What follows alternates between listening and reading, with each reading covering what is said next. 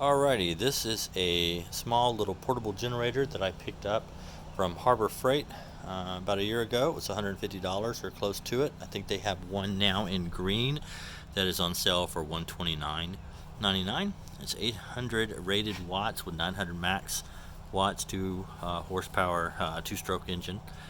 It's pretty easy to operate. It's got a pull start on the side over here.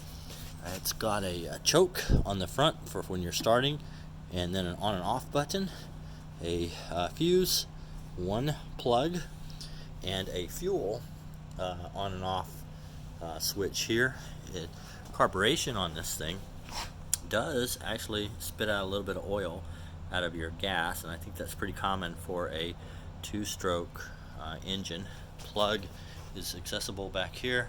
It's a fairly light unit. It's easy to pick up, move around. Takes 1 gallon of gas with a 50-to-1 mix with your oil.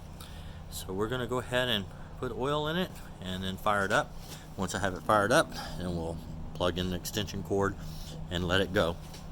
This is my extension cord here. I actually have it attached to our refrigerator and freezer inside, just one unit, and it seems to be working pretty good. It does take a little bit of load on it, so it could be reaching its max. So far I've been able to run about 4 hours off of a gallon of fuel, so that seems to be doing pretty good.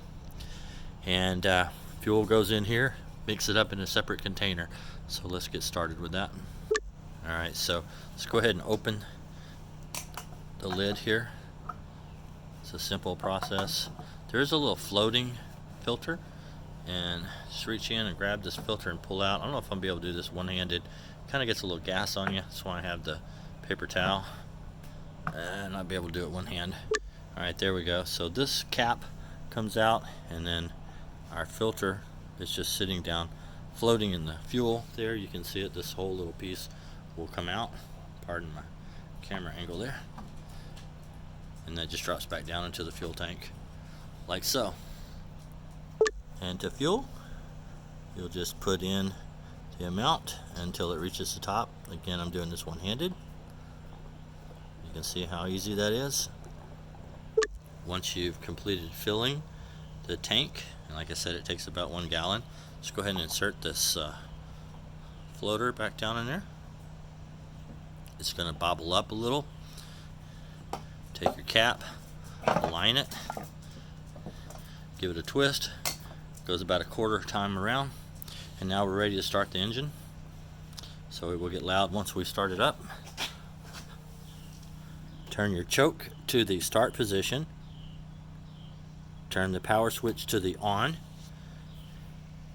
And then I'm going to try to do this with one hand and hold this as well. So basically I brace my hand here to hold it and then pull start it. So let's see what happens to this.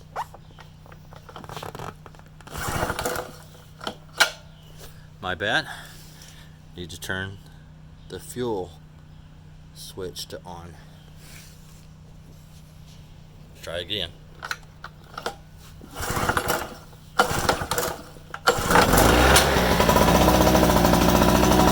There we go. Let that run for a second. Turn over to the run position. See, it'll smoke a little bit. I don't know if you can see that on the screen or not. That's pretty typical for a 2-stroke engine. So let it run for about a minute, kind of warm itself up or two, and then we'll plug in the extension cord. Alright, it's been running for about a minute and a half here. I'm going to go ahead and plug the extension cord in right here and get us going. There we go, plugged in. You'll hear it start to take a load.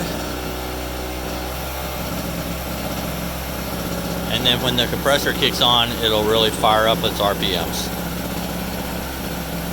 Now it's not an inverter, so it doesn't produce a constant steady 3600 RPM. So it'll fluctuate back and forth. So you wouldn't really want to plug in a phone or a laptop or anything like that.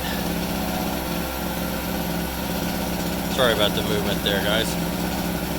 But there you have it.